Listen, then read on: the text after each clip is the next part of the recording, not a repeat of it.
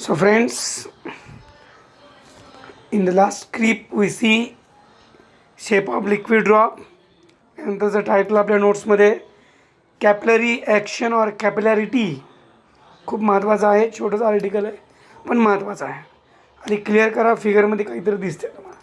Figure आधी clear करा सगळ्या विद्यार्थ्यांनी. तर हे जे कंटेनर आहे, दोन प्रकारचे भांडे इथे दिसल्यात. दोन प्रकारचे लिक्विड आहेत. एकामध्ये लिक्विडचा शेप कॉन्केव्ह आहे, म्हणजे एका भांड्यामध्ये लिक्विड ज्यावेळेस टाकलं तसं खालच्या बाजून माकलं आहे लिक्विड. दिसतंय का तुम्हाला? आपण एखाद्या काचच्या ग्लासमध्ये रॉकेलसारखं एखादं लिक्विड घेतलं किंवा पाण्यासारखं तुम्हाला थोडंसं कर दिसतं खालच्या बाजूनं. तेच जर मर्क्युरी घेतलं तर वरच्या बाजूनं डोम दिसतं, हो का नाही? असे दोन प्रकारचे लिक्विड आहेत. एकात थोडक्यात वॉटर घेऊया आणि एकात मर्क्युरी. आता वॉटर काय आहे? Completely wet the solid. Water तुम्हाला माहिती, सुरुवातीला आपण एक प्रयोग केला होता वाळूचा आणि ग्लासचा. शॉर्टली सांगितलं होतं मी की ग्लासमध्ये पाणी घेऊन जर आपण टाकून दिलं आणि त्यात कोरडी वाळू घेतली तर वाळू त्या ग्लासला चिटकेल.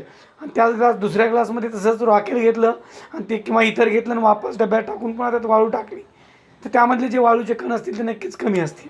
म्हणजे याचा अर्थ इथर किंवा रॉकेल हे जास्त वेट करत नाही सॉलिडला. पण मर्क्युरी घेतलं तर मर्क्युरी मात्र ग्लासमध्ये घ्या आणि लगेच तुम्ही रिवर्स घ्या दुसरी भांड्यामध्ये, तुम्हाला त्या भांड्याला चिटकलेलं दिसणार नाही. का? कारण it does not wet the solid, कारण मर्क्युरी वेट करत नाही. मग एकामध्ये आपण वॉटर घेतलं आहे समजा आणि एकामध्ये मर्क्युरी घेतलं. आम्हाला कॅपिलरी ॲक्शन शिकायची आहे. तुम्हाला आधीच प्रयोगात सांगतो आहे सुरुवात की एक दोन भांडे आहेत.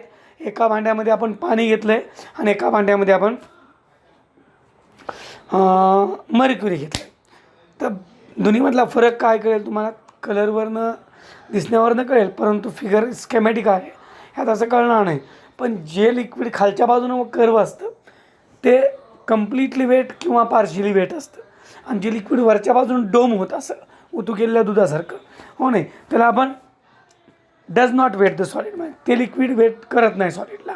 असे दोन लिक्विड तुम्ही घेतलेत आणि दोन्ही लिक्विडमध्ये दोन प्रकारचे कॅपिलरी ट्यूब बुडवल्यात. सर आता कॅपिलरी ट्यूब म्हणजे काय? तर कॅपिलरी ट्यूब एक काची ट्यूब असते तुमच्या पेनच्या जाडीची आणि त्याला पेनचं जे टीप आहे, पेनच्या ज्या कांडीचं टीप आहे त्या टीपच्या जाडीचं एक छिद्र असतं. म्हणजे एक glass tube having very small bore is called as capillary tube. म्हणजे काचेची कांडी आहे त्याला अतिशय स्मॉल असं छिद्र आहे मधोमध असं मधून, ठीक आहे, तर आपण कॅपिलरी ट्यूब म्हणायचं. अशी एक capillary tube just like a pipe. या दोन प्रकारच्या कॅपिलरी ट्यूब घेतल्यात मी. प्रत्येक भांड्यामध्ये दोन ठेवायच्यात. एकाचं जे छिद्राचा डायमीटर आहे तो मोठा आहे आणि एकाच्या छिद्राचा डायमीटर एक कैपिलरी ट्यूब का डायमीटर ज़्यादा है और एक डायमीटर कम है. ऐसे दो कैपिलरी ट्यूब, दोनों कंटेनर में दो दो कैपिलरी ट्यूब आपको डीप करनी है. एक की डायमीटर जो इंटरनल डायमीटर है ट्यूब का वो ज़्यादा है और एक ट्यूब का कम है. ऐसे दो दो ट्यूब आपको यहाँ डीप करनी है दो लिक्विड्स में. एक liquid completely wet the solid है या पार्शियली वेट द सॉलिड है, जो वेट करता है सॉलिड को, और एक लिक्विड ऐसा है जो वेट नहीं करता. ठीक है, तो दोनों में आपको फ़र्क क्या दिखेगा कि जब हम कैपिलरी ट्यूब डीप करेंगे फर्स्ट फिगर में तो आपको क्या दिख रहा है? लिक्विड इनसाइड द ट्यूब में का लिक्विड कंटेनर पे लिक्विड से हाइटेड है. फर्स्ट फिगर में ट्यूब की लिक्विड की हाइट आउटसाइड द ट्यूब जो लिक्विड है उससे ज़्यादा है, यानी ट्यूब में का लिक्विड थोड़ा ऊपर है, राइज हुआ है. और जो ट्यूब डायमीटर से कम है उसकी राइजिंग ज़्यादा है. फर्स्टली क्या अंडरस्टैंड करो कि कंटेनर में का बाहर का लिक्विड वाटर है फर्स्ट फिगर में, और जो ट्यूब हमने डीप की है उस ट्यूब में का लिक्विड, उनका हाइट सेम नहीं. ट्यूब में का जो लिक्विड है उसकी हाइट ज़्यादा है और जो दो ट्यूब में से जो छोटी ट्यूब है उसका हाइट और भी ज़्यादा है. यानी आउटसाइड द लिक्विड से ट्यूब में का लिक्विड राइज हो रहा है, और वो ज़्यादा राइज कब हो रहा है? जब ट्यूब हमारी छोटी हो रही. ट्यूब का डायमीटर जितना कम है, जितनी ट्यूब नैरो है उतना वो राइज ज़्यादा है फर्स्ट फिगर में. वही एक्शन अपोजिट हो रही है सेकंड फिगर में. यहाँ जो लिक्विड कंटेनर में है और जो लिक्विड ट्यूब में है, ट्यूब में की लिक्विड लेवल कंटेनर के आउटसाइड लिक्विड लेवल के लेवल से डीप है, यानी यहाँ ट्यूब में का लिक्विड डिप्रेस हो रहा है, और ज़्यादा डिप्रेस कब हो रहा है? जब ट्यूब छोटी है, डिप्रेशन ज़्यादा है। यानी फर्स्ट फिगर में ट्यूब में लिक्विड राइज हो रहा है, सेकंड फिगर में ट्यूब में का लिक्विड डीप हो रहा है। ये जो हम देख रहे हैं, व्हाट इज दैट? राइज और depression of liquid level due to capillary tube is called as capillary action.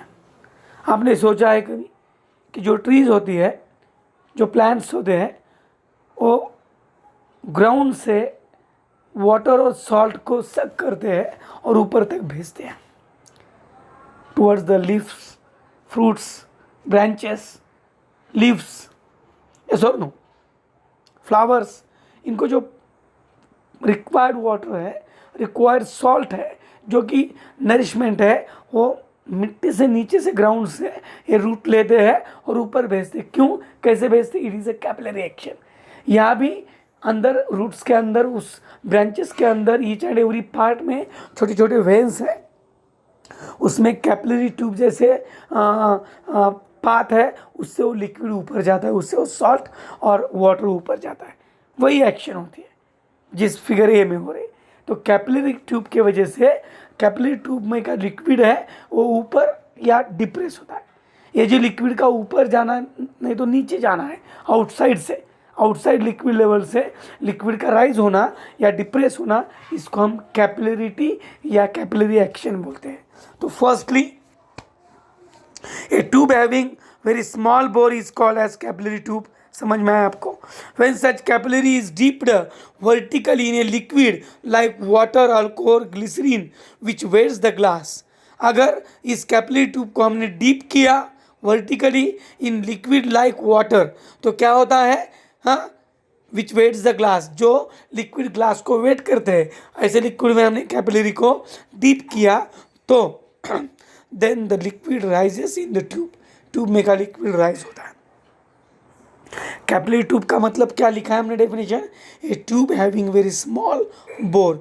जिस ट्यूब को वेरी स्मॉल बोर है, एक होल है पूरा लाइन पे, अंदर से लीनियरली पूरा अलोंग द लेंथ एक बोर है, अंदर एक पूरा कैनल है, उसके अंदर छोटा सा, उस ट्यूब को हम बोलते हैं कैपिलरी ट्यूब। और ये कैपिलरी ट्यूब जब हम वाटर जैसे लिक्विड में डीप करेंगे तो उस कैपिलरी ट्यूब के इनसाइड का लिक्विड राइज होगा।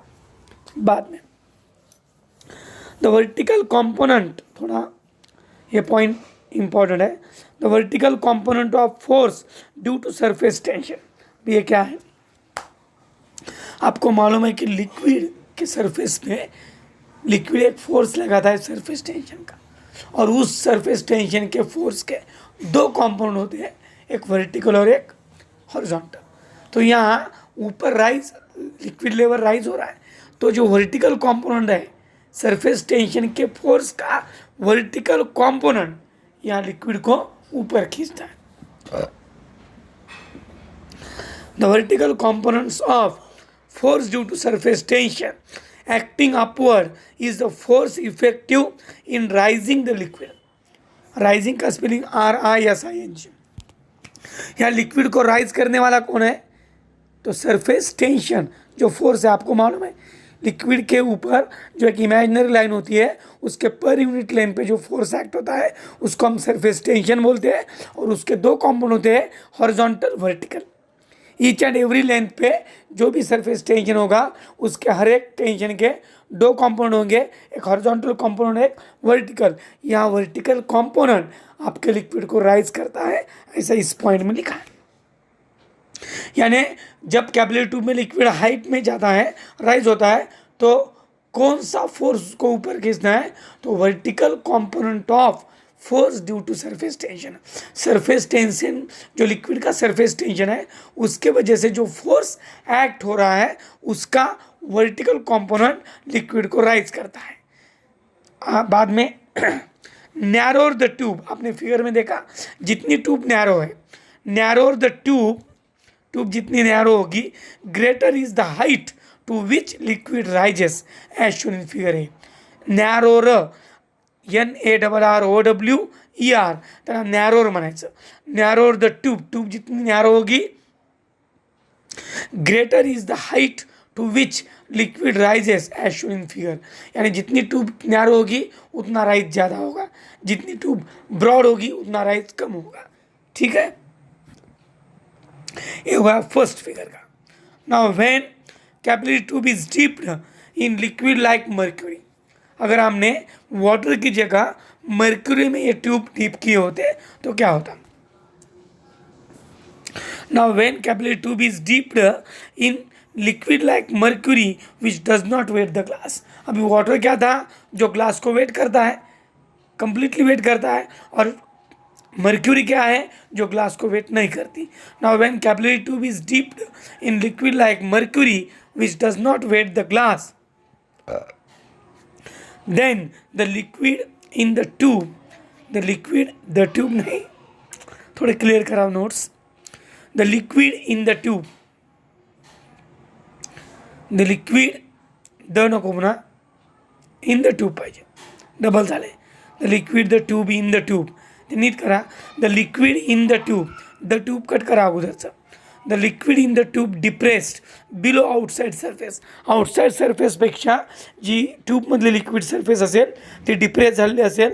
and narrow the tube greater is the depression.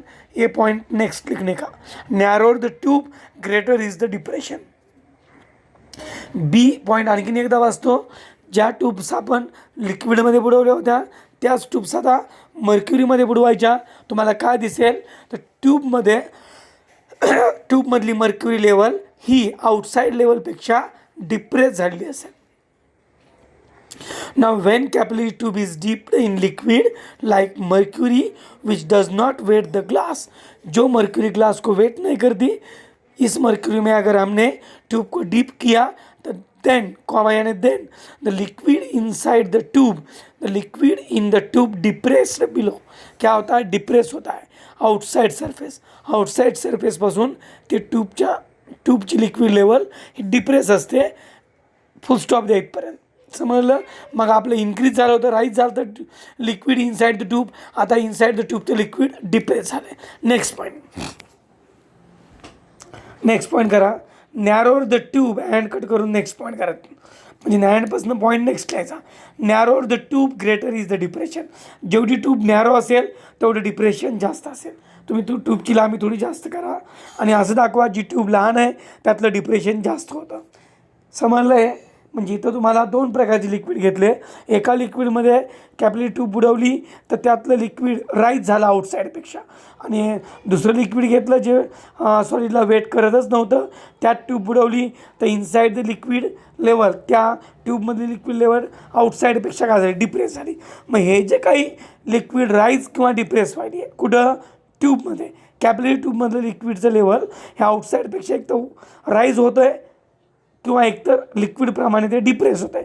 लिक्विडच्या प्रकाराप्रमाणे जे काही होईल ह्या दोन्ही क्रियांना म्हणायचं कॅपिलरी ॲक्शन.